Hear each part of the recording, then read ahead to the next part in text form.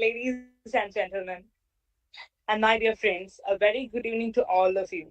Welcome to our International Law Orientation series. And we Juris Trailblazers are thrilled to have you all here with us. Over the course of this series, we will delve into various aspects of international law, providing you with a comprehensive understanding of this complex field.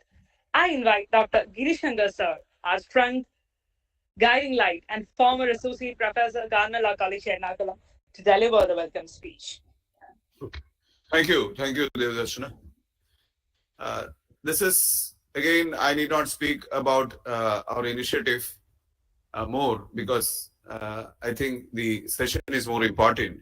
But anyway, we are committed to harness talents, not only talent, but resourcefulness to scale up the resourcefulness, capacity building in so many areas, not conventionally, but we will go out of the box so that what a law student need is to have a comprehensive capacity development, not only through books, not only through other associated fields, but there are interdisciplinary or transdisciplinary areas where a law student has to acquire if he or she is to get a formidable understanding, and also to choose a career option which is no way supported by any syllabi or any college campuses, because there are so many constraints for institutions to cater to large sections of students.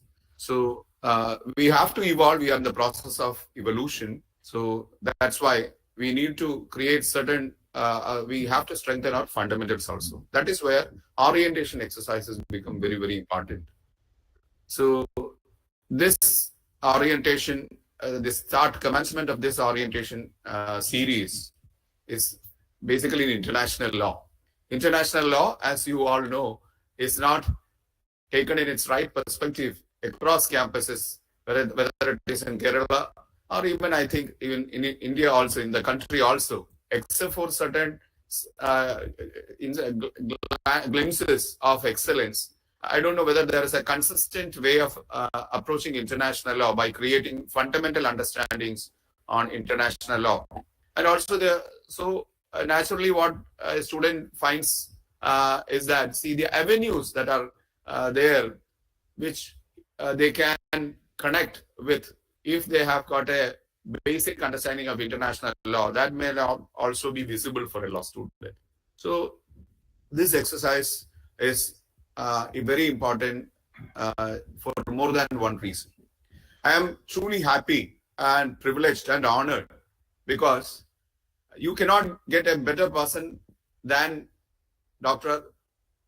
Professor Dr. Ambrose sir, who has excelled in all fields of teaching, not only teaching, but also in associated fields, where learning international law, learning the basics of international law, and creating a nuanced understanding of international law through Ambrose sir is so precious that I just can't gather the importance through words.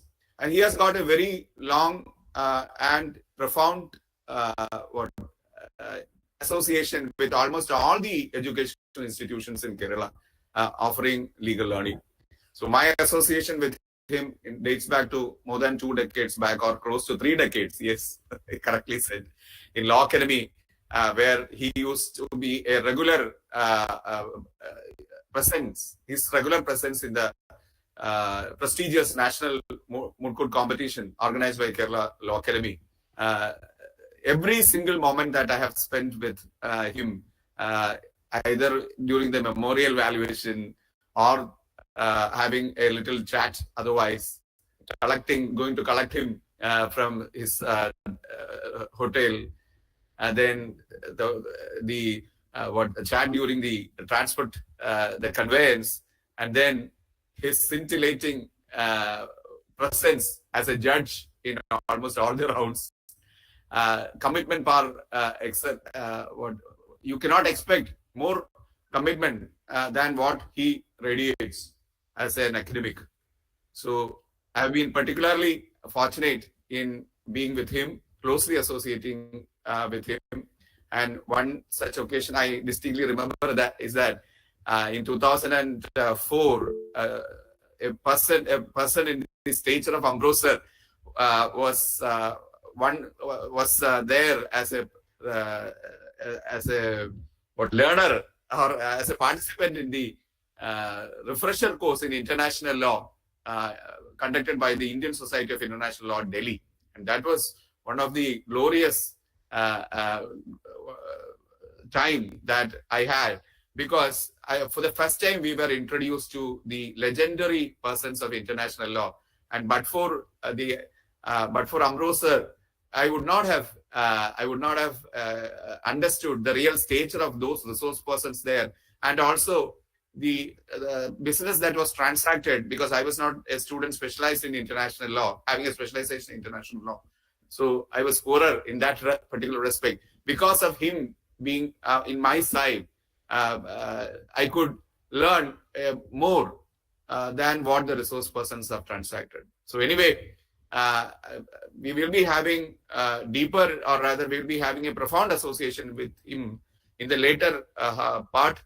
After this particular program, we are designing, or we are giving shape to some important exercises. So we will let you know as and when that is being finalized. Sir, it is my pleasure and my privilege and whatnot for me to have you in this evening to give an orientation to particularly learning international law in perspective, which in fact is very confined, on a very confined note.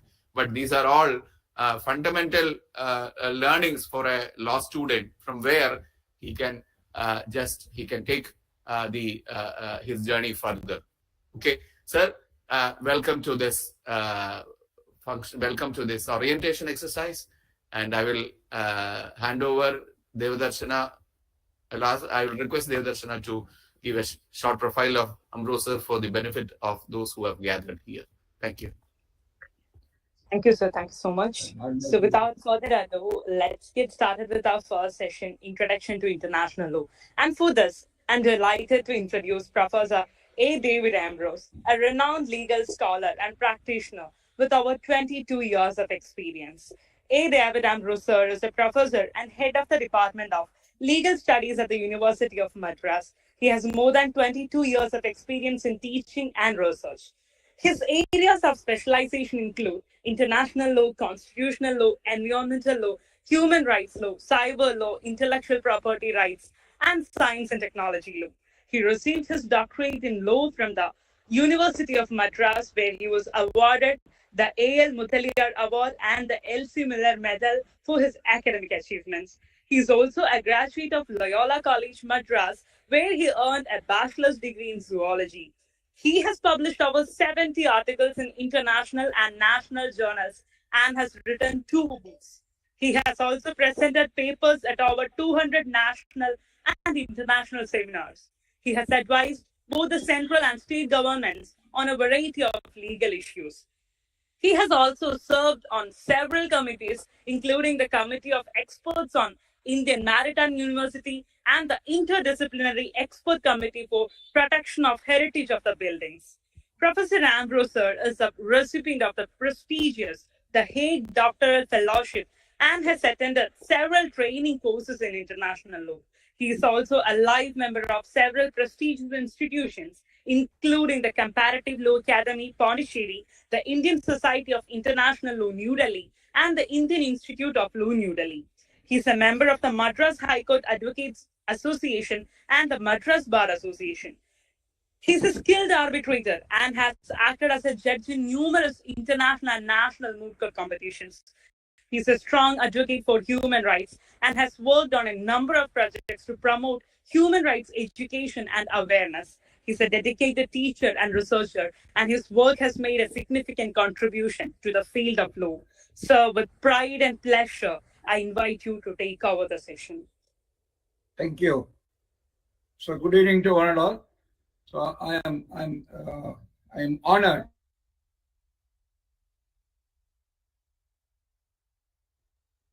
in international law, and I'm thankful to Giri Shankar for giving me this opportunity Obviously, I'm thrilled and so elated for obviously two reasons I told you. One is it is from the invitation is from Giri Shankar. Our association is nearly 3 decades old, and we have numerous times. We have very academic interactions. Very many times we had academic interactions, etc., etc. And one more thing is the subject is very close to my heart, which gave me an identity as a scholar, as a researcher, and even as a student of that student or teacher for that reason. That is the subject international law. So for these two reasons, I'm glad to be part of this orientation series in international law, and also that is the first thing. I'm honored.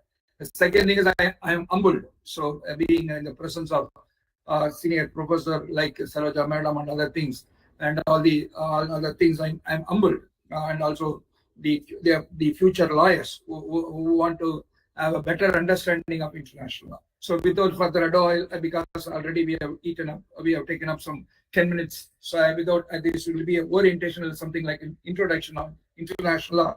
Then as suggested by Giri Shankar, the mentor of this Juris Trailblazers,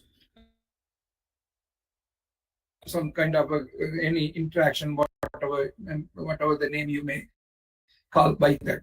So now I would like to slightly change the topic.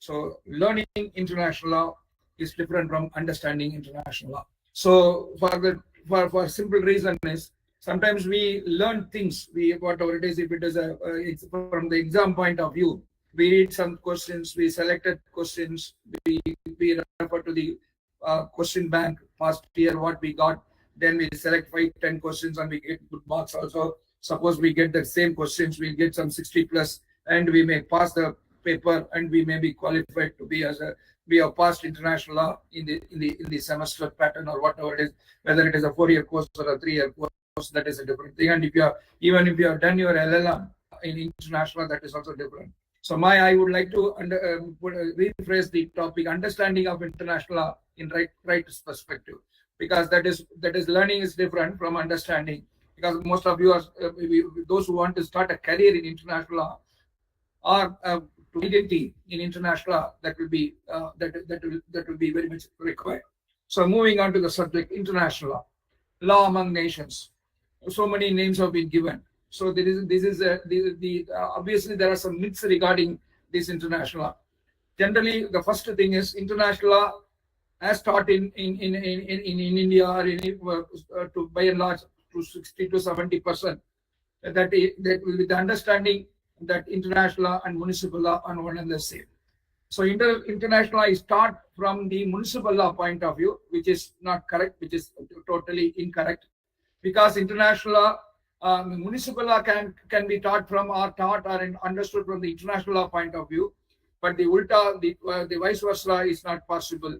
So we cannot understand international law from the municipal law point of view.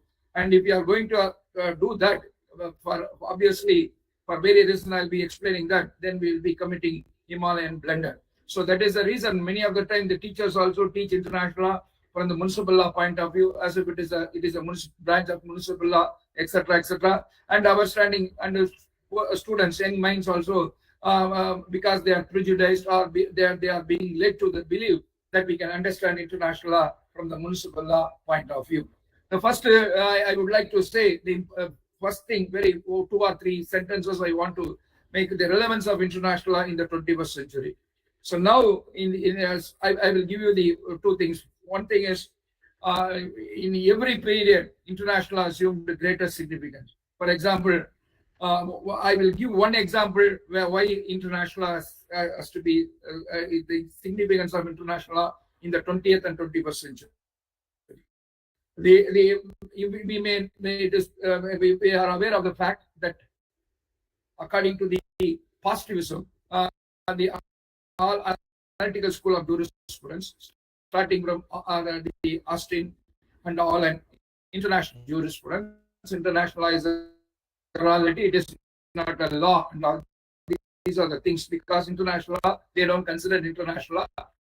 there is no world parliament, there is no enforcement authority, sanctions. Therefore, international law is not true law. That is one. Only one person belonging to the analytical school of jurisprudence, namely Hans Kelsen. He was a professor in Vienna University. Though he belongs to the analytical school of jurisprudence, he says international and municipal law are one and the same. He is the only person who follows monism rather than dualism, because the period he was living in during the interwar period, that is during 1930s. So he has seen the devastating effect of the First World War, and even the World War, world order after the First World War, and towards the 1940s, towards the he was also about to witness the Second World War. So he sincerely believed, or solemnly hoped, that international law only can bring peace to European region, because European region was unnecessarily drawn into the World War I and World War II. So he considered international law only can bring peace to the humanity, and therefore he said international law is also international and municipal law are one and the same. So he gave a different reason. For example, municipal law directly caters to the needs of the masses, that is citizens or nationals. But the objective of international and municipal law are one and the same, catering to the needs of the people or common man or the nationals or citizens, whatever it is. So municipal law does it directly, international law indirectly. So this is what you should understand, that is importance of international law during that period, that is post World War I. Then after the post-war, after the World War II, so we two things you should understand. One is development of institutions. So that is starting from 1919, League of Nations, and also International Labour Organization, and after 1947 and after the end of the World War II, we have United Nations Organization and also specialized agents. Now we are about more than 16 to 20, anything between 16 and 20 we can name them as international organizations like WTO and also World Health Organization, IMO, and also IEA and the WTO. So many things, WIPO, so many can be said. So 21st century, we can international lawmaking. That is a one point. The second important thing is with reference to the Second World War, after the Second World War. So that time because it was during the Cold War, bipolar. So after the demise of the USSR, we thought the world will become unipolar. So contrary to our expectations, now it has become multipolar. So this is what we should appreciate, this point. So now, soon after the World War II, it was a bipolar. Then we thought it will become unipolar. During the Cold War, it was a bipolar. Then we thought it will become unipolar, because earlier bipolar means eastern side and western side, the American thing, and the thing, and you must be you would have studied block voting, etc., admission to the membership, all recognition, all these things, various theories we had, because those theories are the American theories of recognition, non-recognition, and also the other side, recognition and non-recognition. All these things we know. So soon after the fall of USSR, we thought it will become a unipolar, but contrary to our expectations, that is what now we are talking about multipolar system. So this is where the G20, G8, G7, so many institutes, regional organizations, NAFTA, so many regional organizations based on the trade, based on the cooperation, our SARC, our own SARC, all these things, regional and also Asian, all these things, regional organization, we are talking about multipolar religions. This is one thing.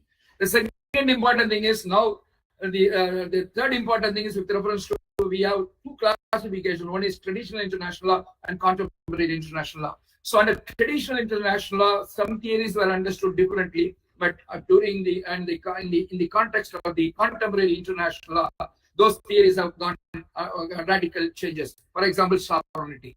Sovereignty earlier we thought issuing orders, receiving from none. This was the sovereignty.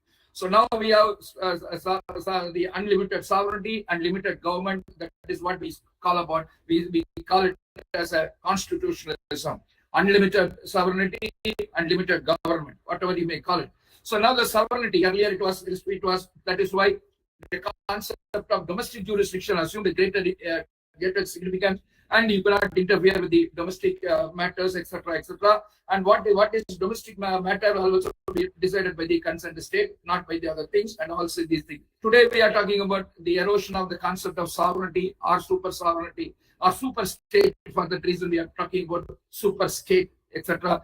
The multinational corporations and groups, and those who cannot be qualified as to called as a state. For example, under the international law, under the municipal law, 3 essential criteria is necessary. One is what we call defined territory, stable population, and able government. So these are the 3 important. I am not going to the details because of the shortage of time. So now under international law, you have to add one more things, that is, and also the willingness and also capacity to discharge international obligations. So under international, the definition of state would be what? Defined territory, stable government, able government to control the things, and also ability and willingness to discharge international obligations. So this is, if you are applying these things, why I'm saying this, for the simple reason is, international, you take up any definition of international, the definition will be rather only focusing on 2 aspects. Otherwise, international is rather understood from only 2 perspectives. One is sources and also the what you call the subjects, the sources. For example, the world definition, internationalized body or set of rules among the civilized nations. So that is what. So they did treaty and customary law among the states. So the subjects and the sources were the means. If you want to understand, if you want to define international law, these are the 2 criteria which was used to understand or define international law. So that is why today we have to study the what we call the subjects of international law. So that is why I am saying is, when you want to study subjects of international law, earlier it was state alone. State alone was subjects of international law.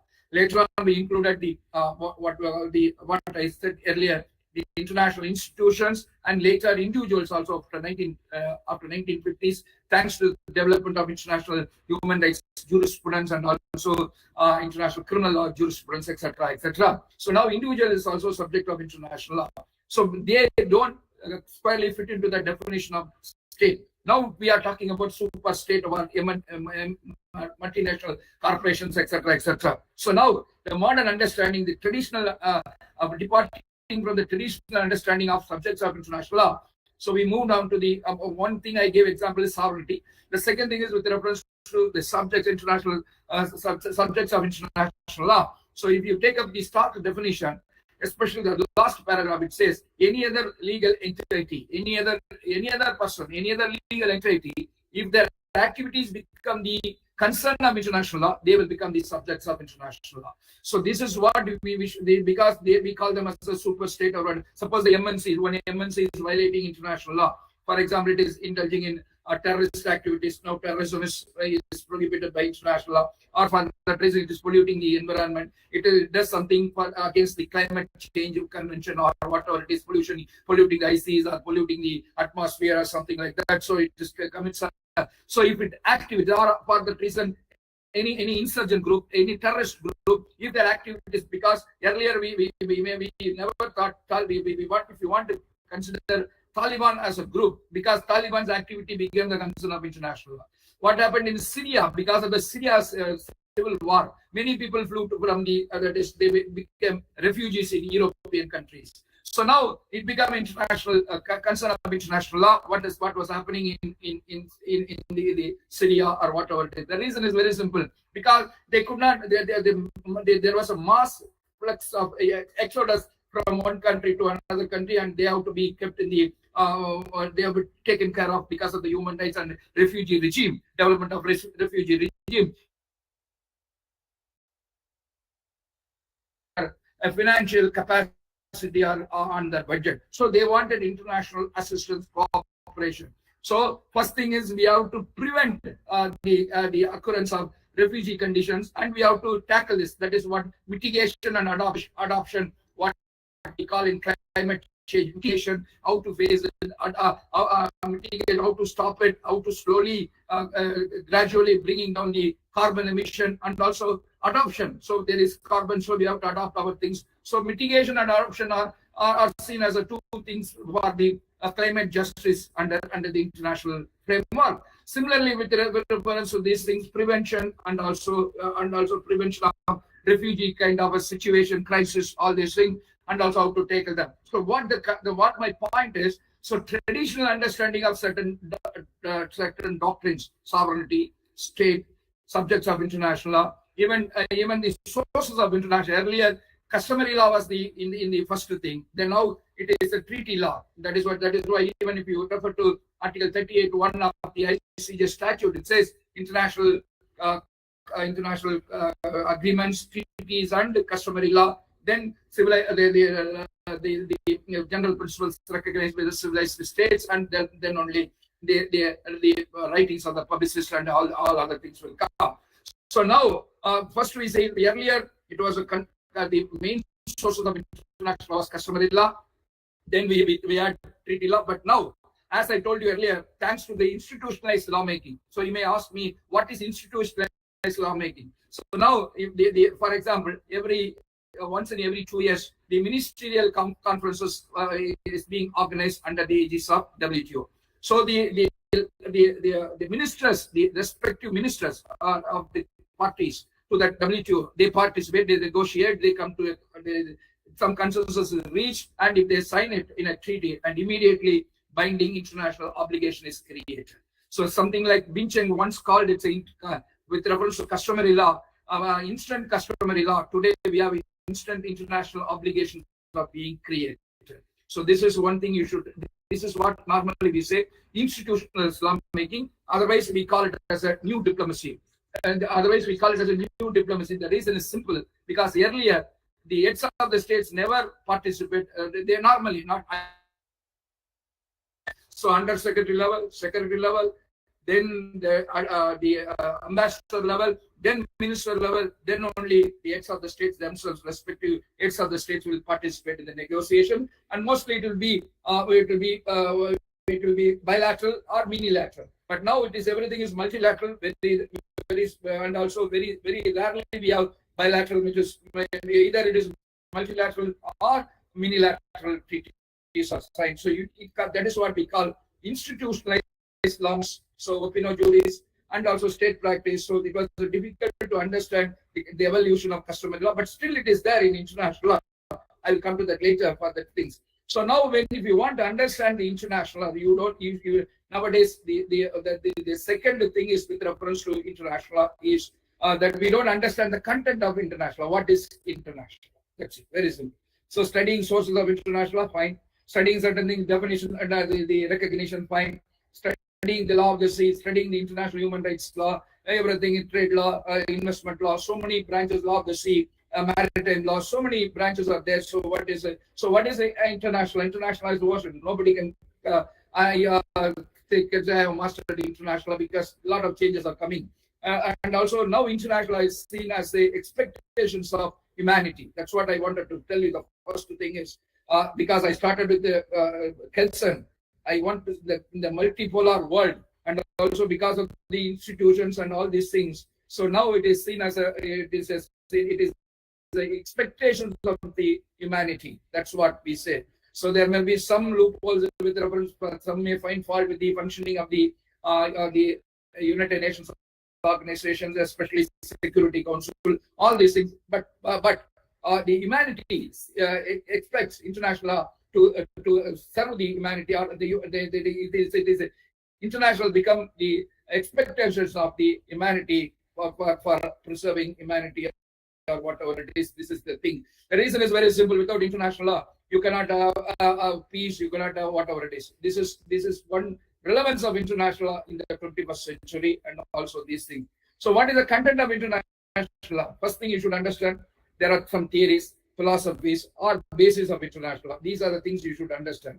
Second thing is international relations, you should understand, and also international politics. So without understanding international politics and international relations, we cannot understand international law. And also negotiation. Today we call it as a negotiation. So the three things, this is international politics, relationship, and also negotiation. Put together, they are called as diplomacy. So international law and diplomacy, one has to focus on these things. So international law means in the theories, whatever the nature of international law, definition of international law, sources of international law, various theories, monism, dualism, the recognition, and non-recognition theory. All these things you have to study with reference to the even the breadth of the territorial waters, canon chart rule, other things. What is the breadth of continental shelf? All these things we have various theories, whatever it is. So and also prohibitive theory of international law, permissive theory of international law. So with reference to jurisdiction, also we have so many theories, and with reference to nationality claim, with reference to so many things about passive nationality claim and active personality things with reference to jurisdiction. All these things, starting from the SS Lotus case and all these things we know. Active personality and passive personality test. So many theories, whether international as a true law or all theories, and also philosophy of international law. Who is the father of international law? Who are the founders of international law? What is the objective of international law? All these things you should know. So the third important thing is international relations, politics, and negotiation. What we put together, we bracket all these three together and call them international diplomacy. So unless you understand what is international diplomacy, that is, when you go for a negotiation, in a negotiation, nobody is winner and nobody is a loser. So your self-interest must be there. That is what your objective is there. You have to protect your self-interest when you go for a negotiation. So there may be give and take, all these things. So negotiations, so that is what we call diplomacy or international relations, etc., etc. All these things, common but differentiated responsibility with reference to the climate change, the climate justice, all these things. All these things you should appreciate. The third important thing is with reference to the functioning of various international organizations, starting from United Nations organization. That is what the first one is. I said the theories, content, basis of international, not basis of international and diplomacy, under which we have to study international relations, international negotiations, and also international politics. When it comes to politics, now we talk about geopolitics. So you may ask why India is extending a loan to Sri Lanka, because we don't want the loan come from China. Otherwise, the Sri Lanka will be obligated. Will be under an obligation to allow the Chinese fleet to come. So we call it geopolitics, or we have safety, whatever it is, because we don't want anything in the Pacific Ocean. So that is the reason now geopolitics. So why the ongoing conflict between Russia and Ukraine is there, because NATO has come to that, so they wanted to chase the NATO. So that is what they want to save that. We have rim and the outer rim theory, rim and theory. So many geopolitics and other theories of their international relations. Then the third segment would be the practice of international institutions, otherwise international lawmaking, or treaties, how treaties are made, or what is the signature and the ratification, etc., etc. And the next one will be settlement of international disputes, negotiation, all these things. So once you understand this is the content of international law, and if I want to understand international law, this is the content of international law, theories, basis, and also diplomacy, and also the practice of our specialized agencies or international institutions, starting from the United Nations organization, which has 5 organs, etc. All these things. Then settlement of international disputes, how it has been done, the advisory opinion, the interim measures, then negotiation, all these things. All these things we can understand from this perspective. So when it comes to institutional lawmaking, only the problem now is, so earlier what I said is with reference to the understanding of traditional and international law. So under traditional under the contemporary international law, when a treaty itself is signed, so it is auto incorporation theory is followed. Under the traditional international law, what happened is we have two branches of that is we got international and municipal law. We followed mainly dualist. So if it is a customary law, then automatically it will be binding on the states. It can be enforced. That is law. It become a law of land. So that is customary law. And if it is a treaty law, then it has to undergo certain modification. That is why auto incorporation theory and specific adoption theory. Any international theory, because we know, any international treaty, because we know, treaty making power is co-extensive of executive. So it has to get the ratification by the or approval by the parliament as far as India is concerned. So that is why we have to study Article 253 read with entry 14 of Indian Constitution. List 1, entry 14, list 1, 253. The power to make the parliament has the exclusive power to make any law implementing treaty or international agreements, etc., etc. So now the so-called vibrant judiciary, or they proclaim themselves master, or the champions of human rights. When India signs a treaty or enters into a treaty, even with the reservation, they'll say India is a party through Article 51. India has to, but the directive principle is there. So India has to honor international agreements, etc. So they will say India has signed it. Therefore, those principles can be incorporated in India. So, for example, so that is why today we are even treaty laws are directly being incorporated, especially with reference to two areas. That is, one is human rights, second one is with reference to environment. So now the young mind says the students or even the teachers, they think even treaty law can be enforced within India. That is the reason why in the Vellore Citizen Forum's case, the Justice Kuldeep Singh, Honorable Justice Kuldeep Singh said, in sustainable development principle is a customary law. Therefore, I am applying it to resolve a environmental dispute. So that is what.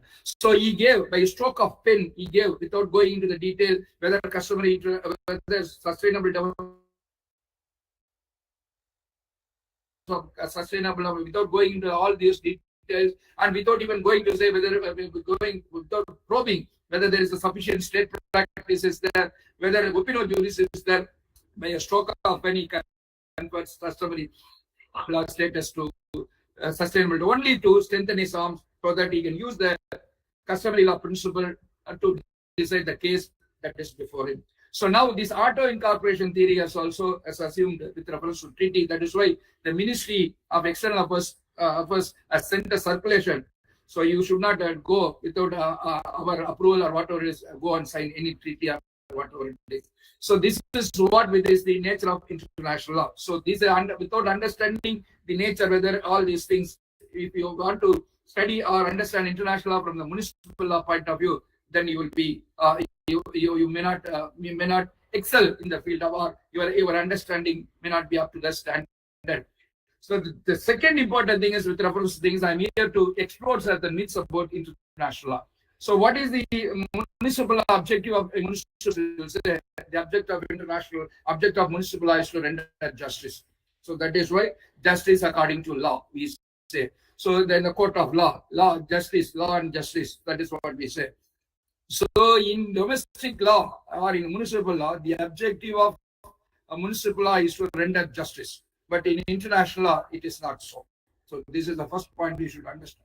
So the objective of international, that is why international law cannot be understood from municipal law point of view.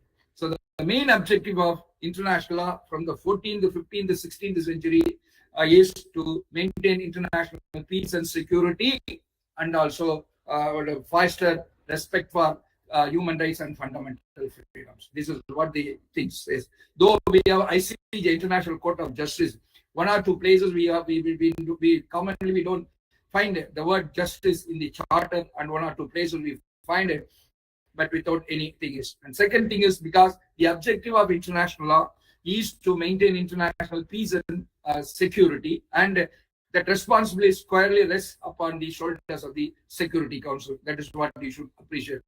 The second thing is there is nothing called the rule of law in international law. So there are three essential conditions for rule of law as per A.V. Dicey. So one is the law must be certain.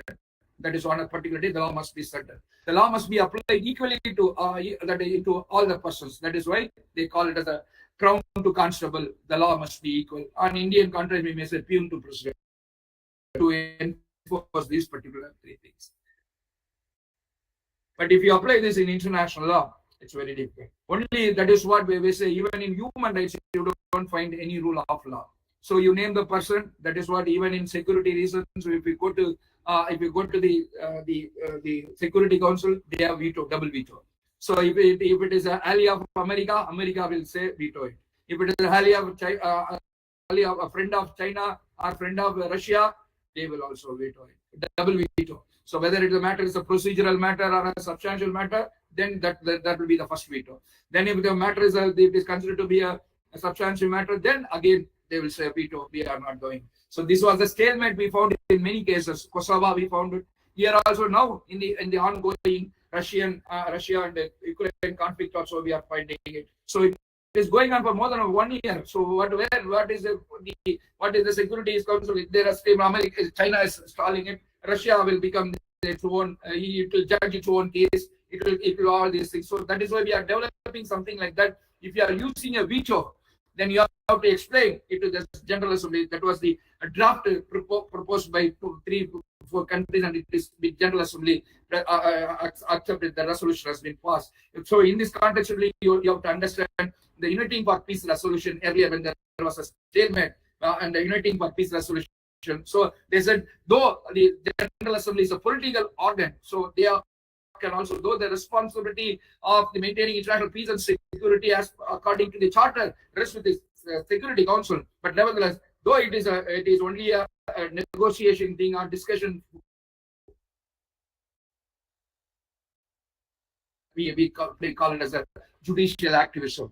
When the other two branches of the government, namely the executive and legislature, they are not discharging the constitutional mandate, then judiciary will step into the shoes and discharge the constitutional mandate. That is what we call judicial activism, something like that. So normally, the maintaining international peace and security rests with the Security Council. When there is a stalemate, then they say Security Council, say General Assembly can, if they sponsor the thing and accept it, they can decide these things, and all these things we should understand. So now there is the international law, the objective of international peace and maintenance peace and treaty, maintenance of international peace and security, and not definitely international justice. Otherwise, you will not have what we call in the earlier amnesty, or we say they are giving asylum, all this political asylum, and that is a practice. So security.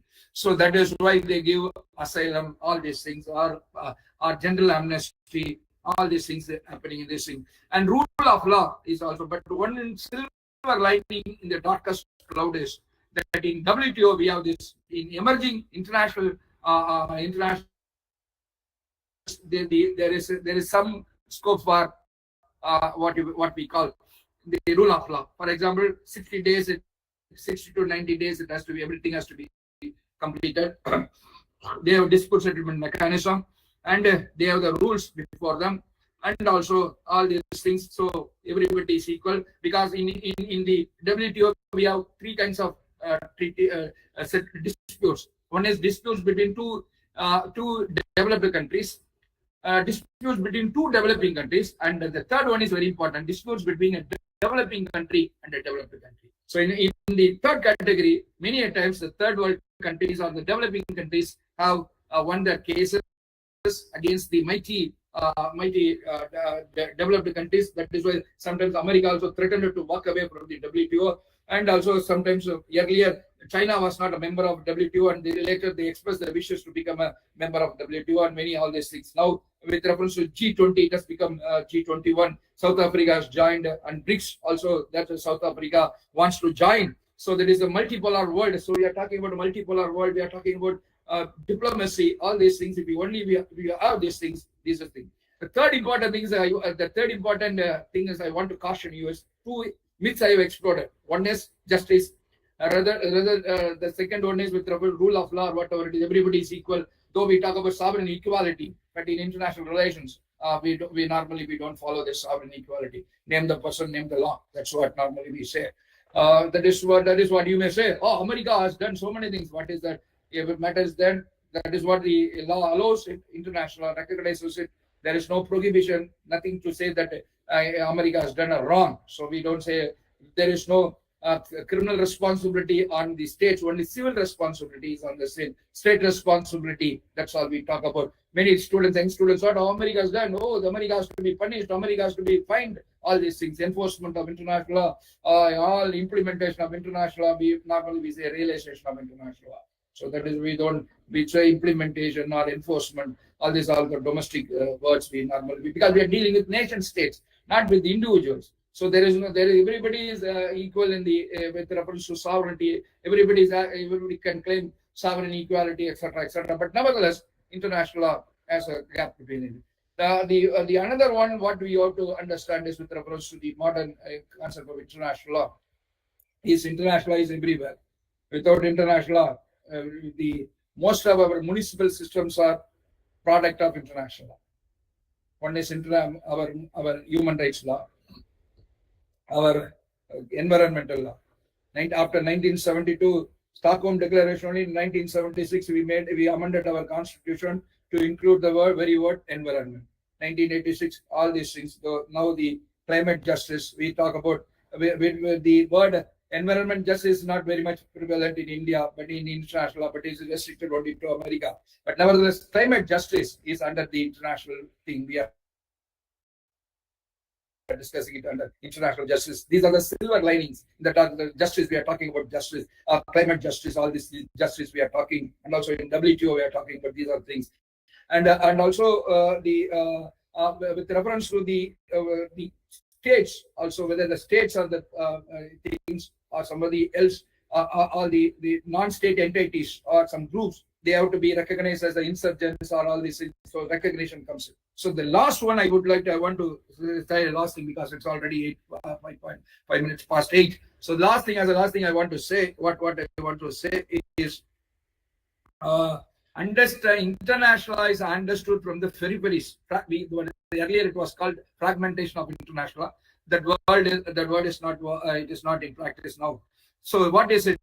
The young mind, the teachers themselves, they teach international law only from the peripheries, from 4 branches of international law. They want to understand the entire international law. This is the major mistake we are committing today. What are the 4 top common areas? Human rights, international human rights law, and humanitarian law, international trade law. These 4 branches of international law, we are trying to understand international law. So we should understand these 4 branches through international general practice of general principles of international law. So, but what is happening is something like reverse engineering. We are trying to understand with reference to human rights. We are trying to understand international law from the perspective of humanitarian law, because these are the lobby areas. So this is what I told you. Human rights and other things are what I say with reference to human rights. What can I say? The standards are made at international law. Implementation are done at domestic law without supervision. So now they say caste is also a human rights violation. Oh, caste is also can be discussed in international. So sometimes private international issues also will come into, when states accept it, then it will become international. For example, any insurance issues, all these things, private international issues, the bill of lading, all these things. Now we have to study it under the maritime law. So the marine insurance, some practices, domestic, when there is a consensus. So then they come into type of a treaty, then international treaty, international agreements. So that is why we say, oh, international law is directly implemented by the judiciary. Though you have signed a treaty, there is no monism and dualism. We cannot jump to the conclusion. So India practices dualism. Something like that. Whether India is a unitary or a federal or a quasi-federal, something like that. India is a federal. That's all. With a strong sense. To understand this, we cannot understand international law, because international treaties are being international treaties dealing with human rights, when simple signature, even then there is a, with reference to Jolly Joe's Workie's case, there was a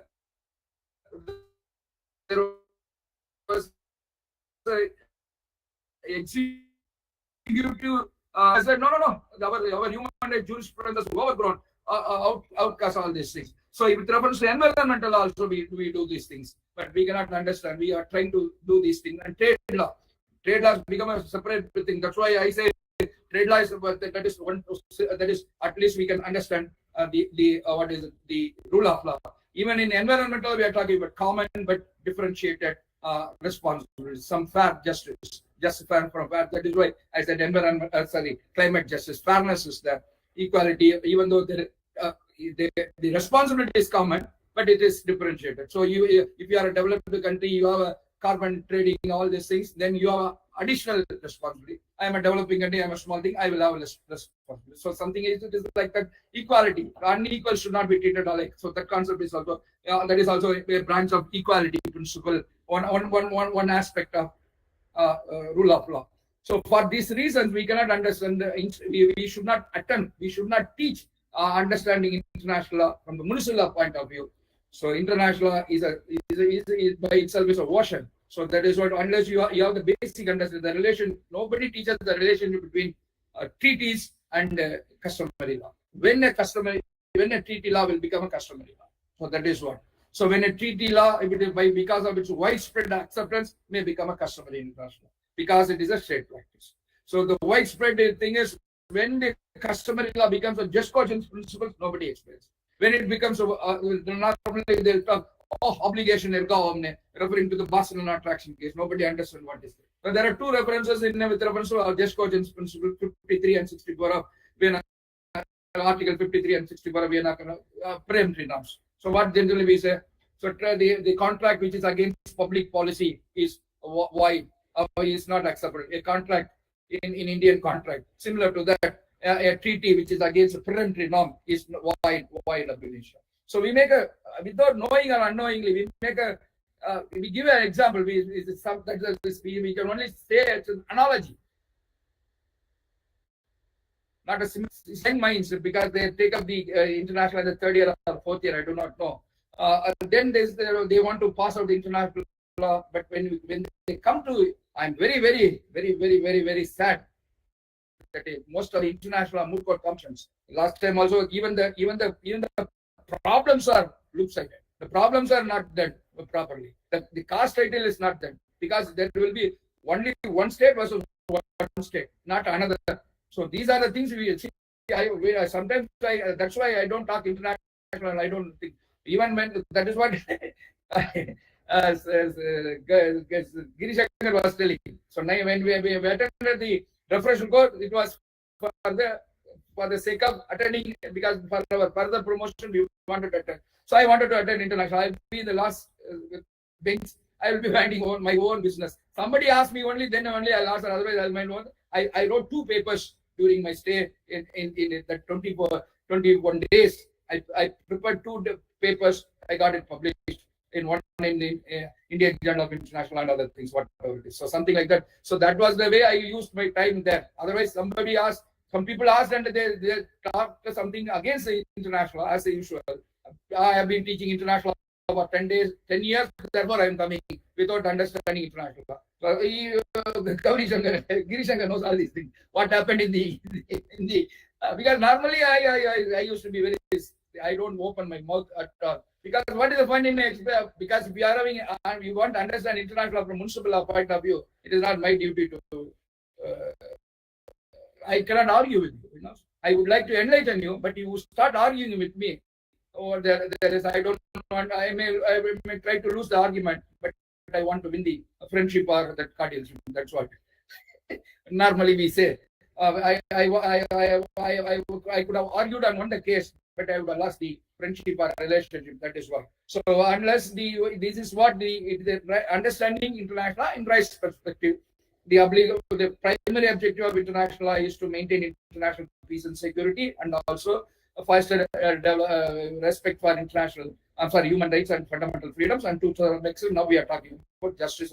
And one more thing is, earlier it was with reference to, I can talk more. I'll take 2 minutes. So when we are talking about third generation of human rights. Now we are talking about fourth generation of human rights. First generation human rights is right based. Second generation human rights are duty based. What is third generation human rights? It is cooperation.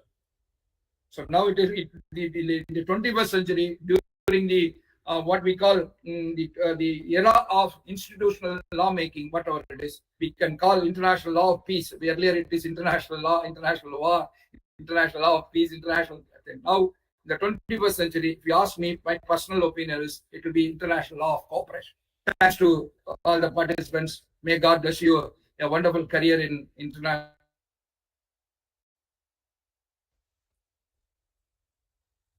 Thank you very much. Thank you, sir, for an enlightening session, having the character of orienting students, because the complexion of the audience here is having a mix and match affair, in the sense that many of them are first year students, and some of them are second year, and some are third year students. That is why I didn't go to the deep depth of it. Yeah, that's because that is more important, because we cannot afford to bombard them. That is one thing. Secondly, the proportionate significance that is attributed to international law syllabus-wise is very, very low. They only need to learn international law being one of the core legal subjects that they have to strictly go through. For the sake of learning, for the sake of offering, that is being offered, and for the sake of being offered, they take it up. And that is what's happening. As you said, see, the aberration is not in learning. Aberration is in teaching also. That's a more important thing. Political science teachers are teaching international in some universities. Because many of the law colleges or rather the institutions of legal learning in Kerala, very few institutions, in fact, offer international law, a specialization for PG degree. So when it comes to getting assignment on teaching international law, but you should understand the content of. Yeah, that's why. Because we should have a fundamental understanding of the sources of law, as you just rightly said, about what's customary international law. When will it become a customary international law? Then the gradations of it, the binding nature of it, and so many other things. So that is where I think the people lose the idea of international law, or the significance that is attached to international law.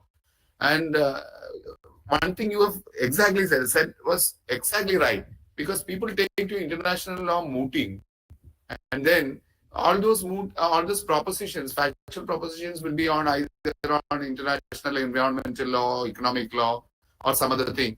So they equate, they go for a reverse engineering. The word that you use is exactly right, because recently also, I think some of the persons are here, they have got a moot based on Stetson moot court competition, where it's based on environmental impact assessment because of some projects. I judged the finals.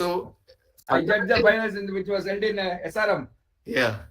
SRM. Fundamentally, I was telling them, fundamentally, you have to learn public international law principles, and then how to integrate those principles in the realm of environmental law, in the realm of trade law, economic law, etc. Nobody studies state responsibility. Yeah, that's exactly. They are facing difficulties in properly understanding state responsibility. so that this is a typical thing. This is a typical thing. So why people are not taking to international law? Students are not taking to international law on a broader note. That is also a very important aspect. So that is why I just thought of doing some orientation sessions with an academic like you in the opening phase, and then some practitioners who were able to explore certain avenues by engaging the vehicle of international law. That is where. So if somebody feels that it is good, or if it stirs their thinking process, then let them be disturbed by that thinking process. That is the intention behind this orientation. If any questions are there, I'll be happy to answer that. Yeah. So without losing much time, may I ask the audience here, or rather the participants here, particularly students, to have a go at Ambrose sir, particularly with your questions, and don't feel ashamed, don't feel don't be inhibited in asking questions, because every question will have a content, and to learn something from Ambrose sir it's really a big opportunity for you. So I would request the students to intervene to make certain queries. And meanwhile, I acknowledge the presence of Dr. Saji Kumar NL and Sanju of Government Law College, Trivandrum, who were throughout this session. As I am humbled because of the presence. Sir, Yes, thank please. you, sir. Thank you, sir. It was a wonderful session. Even the international law basics, you touched upon it wonderfully.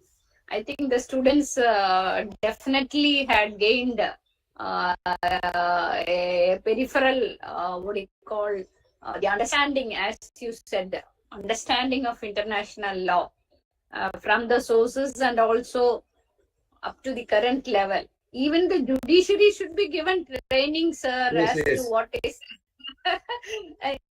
In many of the cases, especially relating to the law of the sea, what happened in Enrica Lexi case, they didn't even know what is flag state jurisdiction. Once we And, face this question, what is the relevance of postal criminal law and all that?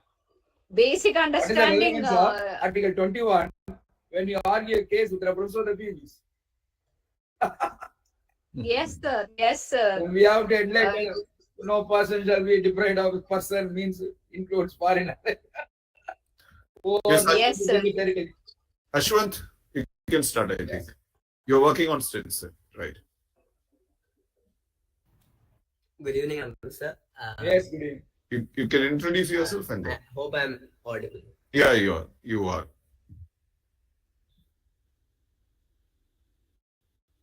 Yes. Ashwant. I'm audible, right, sir? Yeah, you are right. Ashwant Babu, no? Yes, sir. Yes, sir. Sir was really talking about the state responsibility and how the sovereignty of states and the international law, the principles the obligations and stuff work hand in hand. So when we are working on the moot or when we are reading upon international law, the conflict is always about state responsibility. Whether state is required to encompass how much it is required to encompass the international law into its realm, in relation to whether it is party to a convention or not. Even if it is not a party to a particular convention, there has been question whether a state has the obligation to undertake international law into its realm. So so my question to Sir Ambrose sir is what the relevance of international law when we look broad, has always been guided or directed by developed countries, and developing countries have fallen back at so many levels. So how can international law on a broader level help developing countries or the third world countries in coming up to standards that are sometimes set by developed countries? There is no standard set by developed countries. We call them as a customary law. So now that's why I said that now the customary law is replaced by treaty law. So if it is a customary law, that is why we say Eurocentric. The international law was blamed as a Eurocentric because some of the Club of Europe, Club of Rome, they 5 countries they joined all these things, and they said. So now we are discussing international institutions. That's why I said cooperations. So earlier it was based on negotiation. That's what I said, new diplomacy. So earlier state practice was there. So 5 countries, for example, with reference to what we Binchen called instant customary international law, was with reference to the passing of 1960, the adoption of 1967 General Assembly resolution with reference to the Pacific use of outer space and celestial bodies, all these things, the treaty that are what we call Moon Treaty.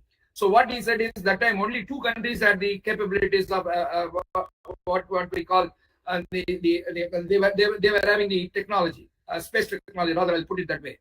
So these 2 interested states, the Americas, it was co-sponsored by America and Russia. When these 2 interested states, so their practice will become the customary international binding on these things.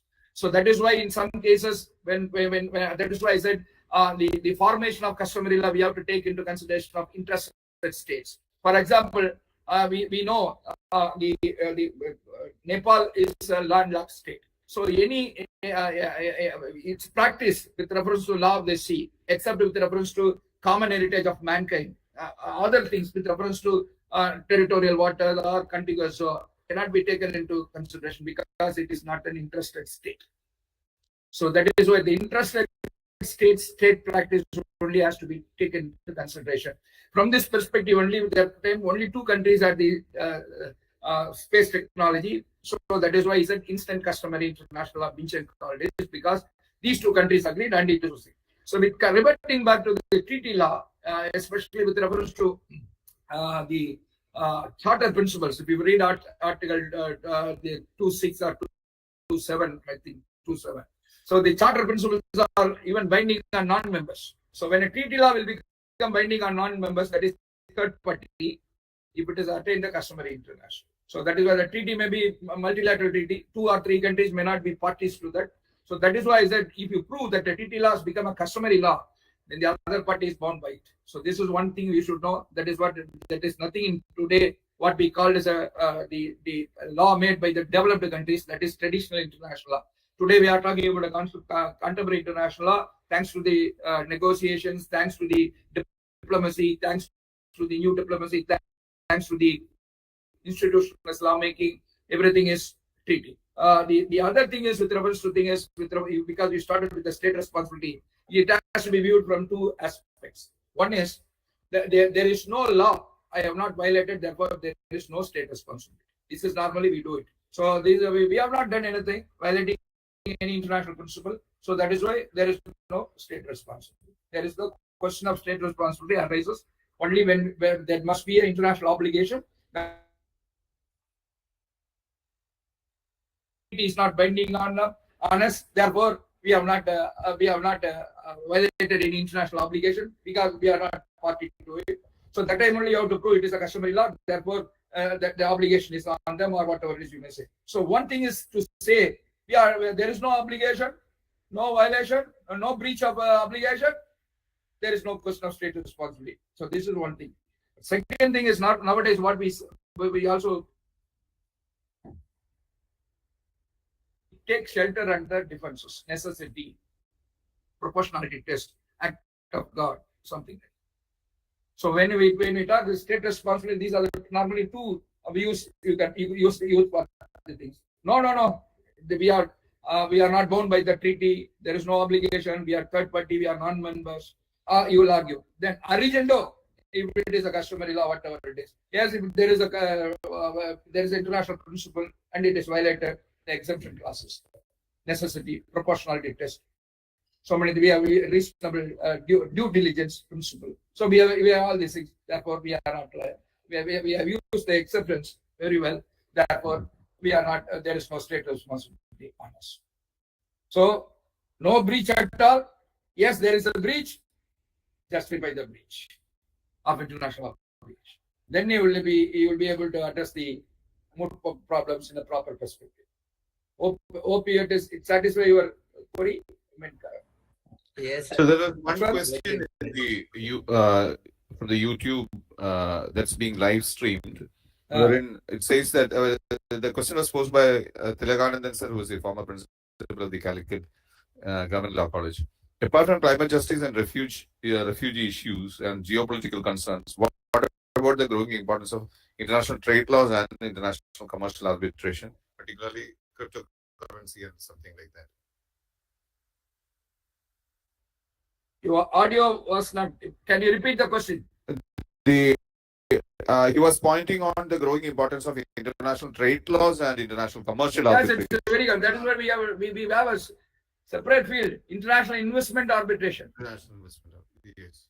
Not commercial, international investment arbitration. India after 2016 has changed its approach because unnecessarily we were dragged to the like we are in the 1 minute online meeting online meeting. So see, unnecessarily we were dragged in the Portugal case that is in India. That is the passage, innocent passage case, whatever it is. So India was because of that compulsory jurisdiction we were taken up. So like that. So now what is it is earlier also we were dragged to the international arbitrations because of the arbitration clause. Now 2016 model, if it is available in the thing, Indian model treaty on called BIT, bilateral investment treaties. So that the arbitration, whatever clause is there, so that is why the fair principles, 4 by fair principles has to be there. So that is why it itself is developing into thing arbitration. So arbitration, Indian, I don't know why arbitration has not developed in India, especially international, because we go to Singapore, or we go to Rome, or we go to London, seat of arbitration. So we are spending. That is why Indian arbitration centers are thriving hard to develop these things, because one is substantive law, another developing. But in India, we have to develop a center in either in Chennai or in Bombay or in Delhi. And that part, what is very important is with reference to investment arbitrations. That is very, very, because Dubai, there are 3-4 countries, because double taxation, the case with this is Airtel Bharti, that is the Hutchinson case.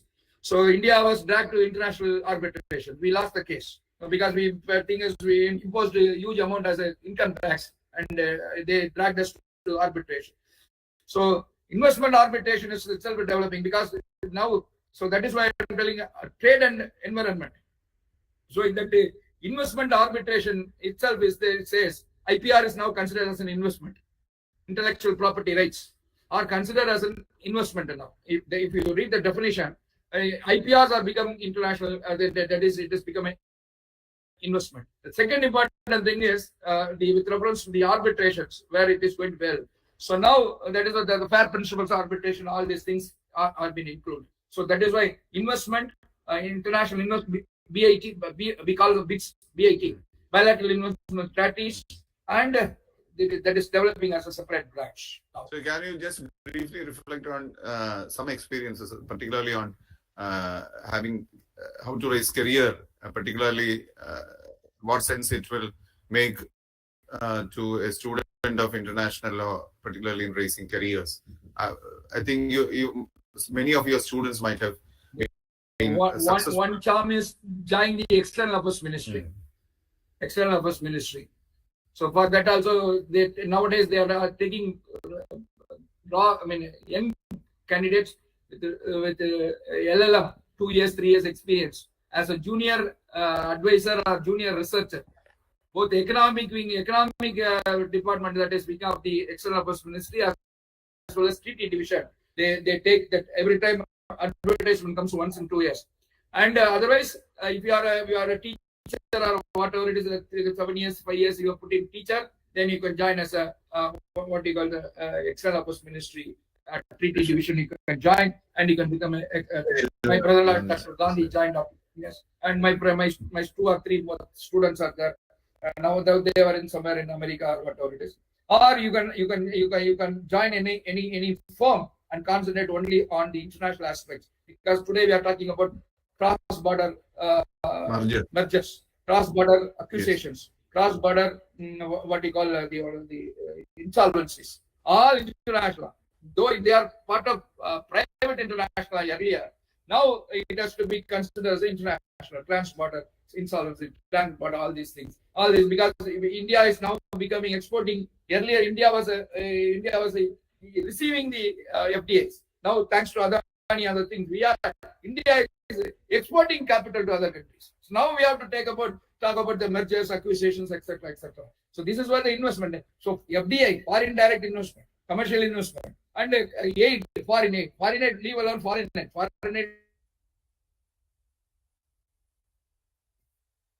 every state wants the investment. So that is why the Tamil Nadu now the present government says we have got about 6,000 crores, and with so many employment. So career opportunities in international humanitarian law or some organizations associated with it. Only if you finish LLM and if you participate in moot court, if you publish some papers and impress upon them that you have done something, they will give you. Definitely, they take you. There are that every now and then. I was about to be absorbed in ALCO, Afro-Asian Consultative Committee. So now it is that was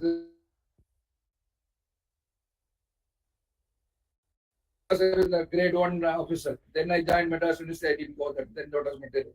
Some of them, my students have joined in ALCO because they study in the JNU because the information is not coming. That's a problem. Awareness and information is not coming.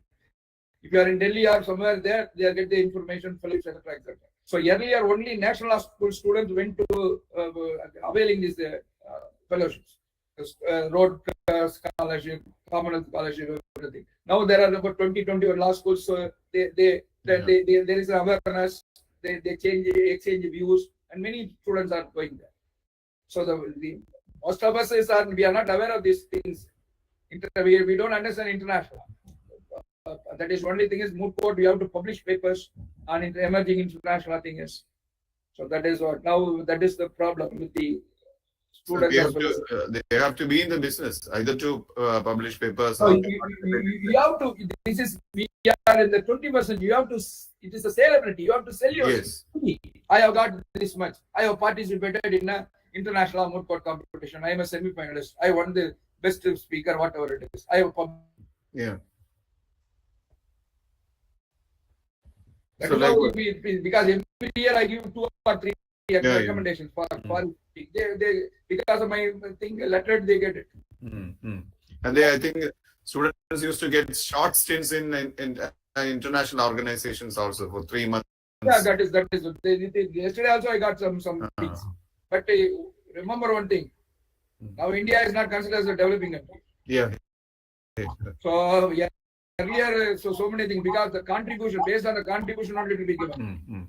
Because India is not accepted ICRC, that is why they want to encourage here. But once you have accepted that ICRC as a thing, then it will be different. Shyam, yes, sir. I have a query, sir. My name is Shyam Kumar. I'm the first year student of a 3-year course here in Government Law College at Ernakulam. Sir, you had mentioned about that customary law these days getting interpreted as international law. And in that particular instance, you mentioned about the caste issues also coming in, right, sir? Exactly. So my very your thing. Customary international law has become second. Now it is come to the rear seat, not in the driver's seat. Okay, customary international law, customary international law. When you want to prove that it is binding on the third parties, then you have to prove that treaty laws become a customary law. That's it. Okay, so my question, can I come? The system with reference to this is to understanding the. If you have listened my lecture completely, because I know what is. Young mind will be polluted. This that is why I said sometimes. So even in America, in one state, they want to have a racial discrimination, caste discrimination prohibition act that is also in the news. So sometimes you may say, look, it is a recognition of international law. So to what extent? So 10% of the local flavor may get some support. Suppose somebody talks may get international flavor. That doesn't mean it has become an international principle. This is what my point was. So that is what we are trying to understand from the peripheries, reverse engineering. That's what I said. So now casteism in India. So earlier with the discrimination, these are the things, that is what human rights concept. So that is what, so international law, human rights, under human rights, various discriminations, gender discrimination, women discrimination, SEDA, all these things. And now we are what is called the elasticity, even with reference to Article 21. How long you will think is? So we cannot understand Article 21 only with reference to right to water, right? Like liberty is the most important thing. You got the point. My thing is, because we have given wider interpretation of the word life. We got about 24 unenumerated fundamentals emerging. For example, right to drinking water. So right to drinking water cannot be equated to liberty. So this is what my point. We have to understand from the liberty point of view, the whatever the right to life, whatever it is, all these things. Life, from the life only we have to understand right to water or right to education, whatever it is. Not from the right to education is that right. That has to be understood from the basic thing, right to live with human dignity. So my can I come to that exact query which I had in my mind? Maybe that question may not be that appropriate, but I just want to understand the fundamentals or fundamental of the thing. So my query is, for example, if any government for the sake of political interest, they increase the quota base for education or job purpose and all, and they circumvent the local law, then whether the affected can seek asylum on that ground in coming days, citing human rights violation. For asylum only is political asylum is there. Another one is refugee. There must be two things.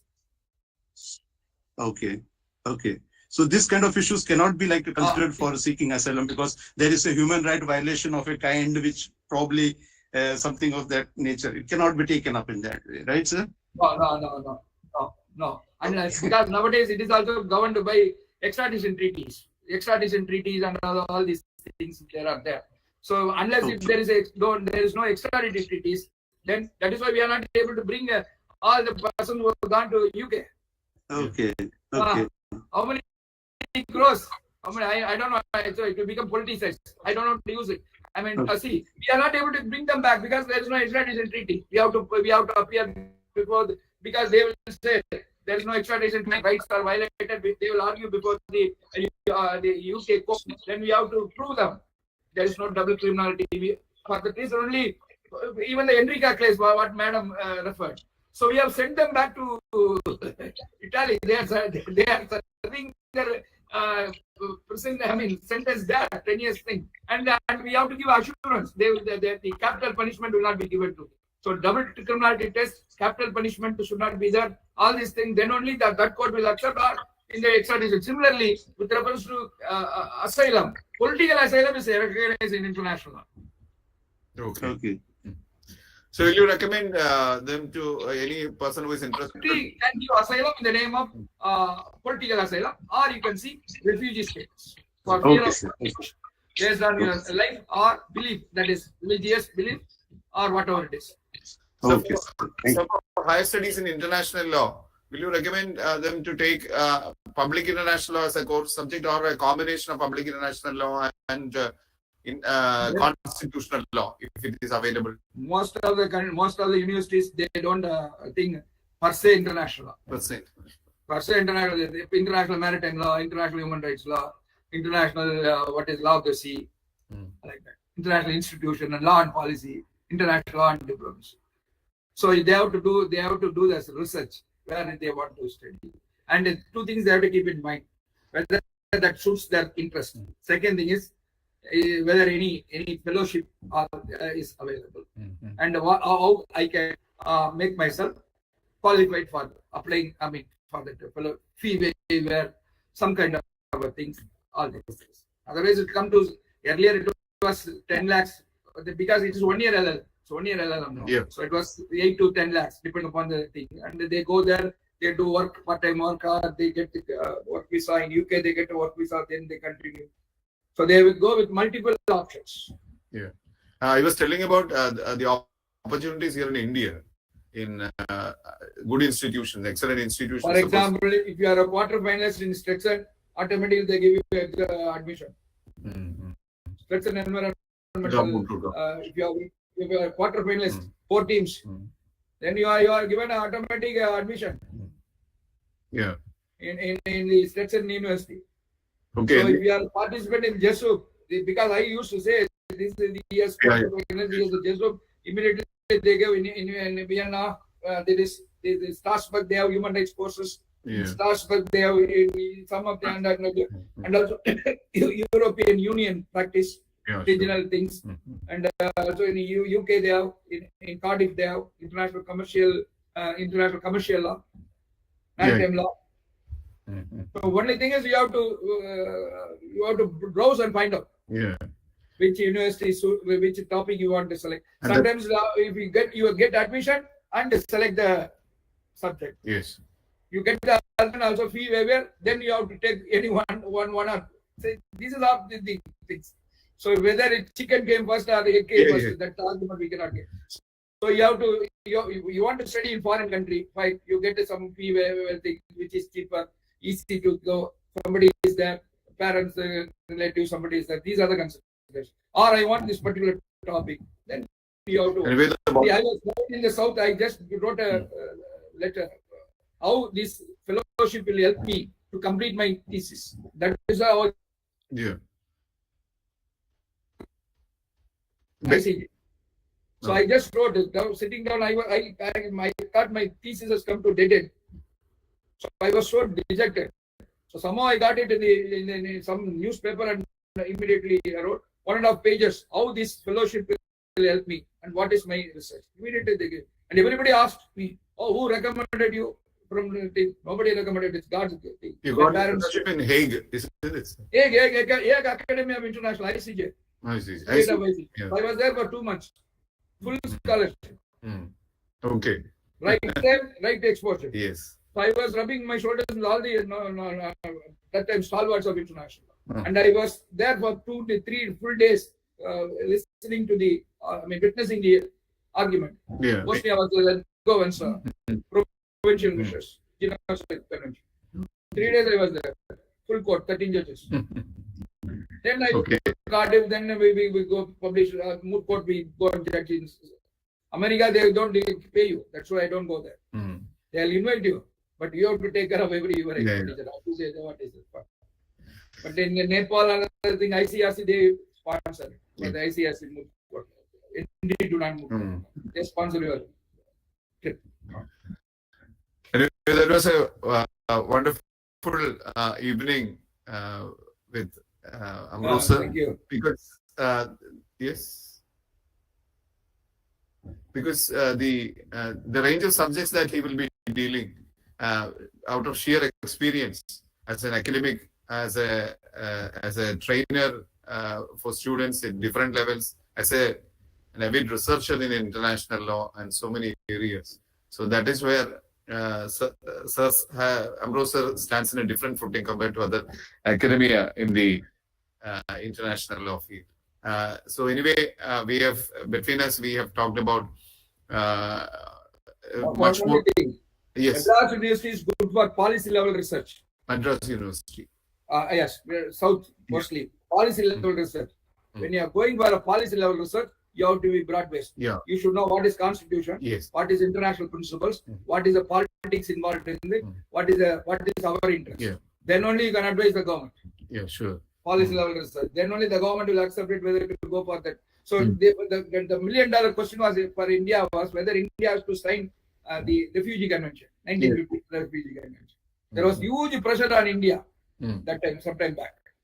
So the model law was also created. India will sign a 1952 convention because they wanted to show that India has become party. Then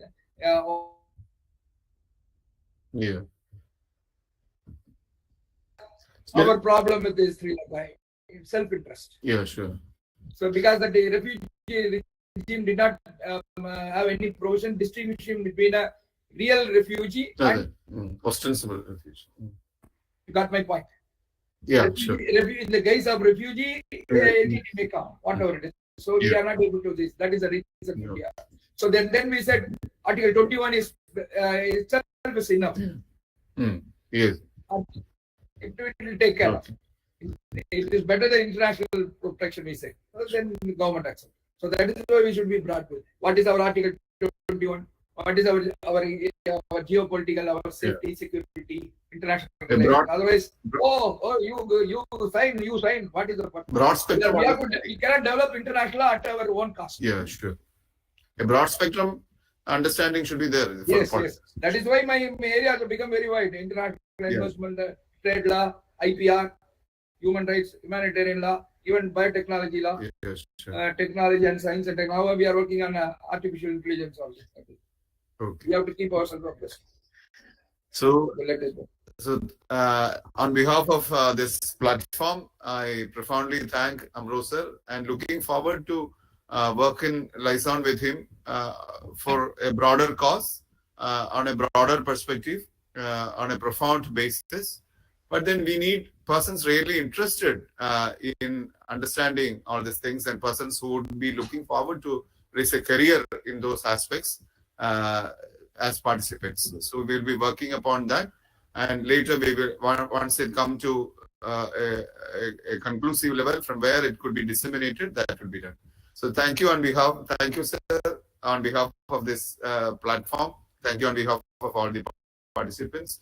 And looking forward to meet you in the next editions, maybe at different levels. Thank you for all the participants and all the faculty members, and as usual, Girish Shankar sir.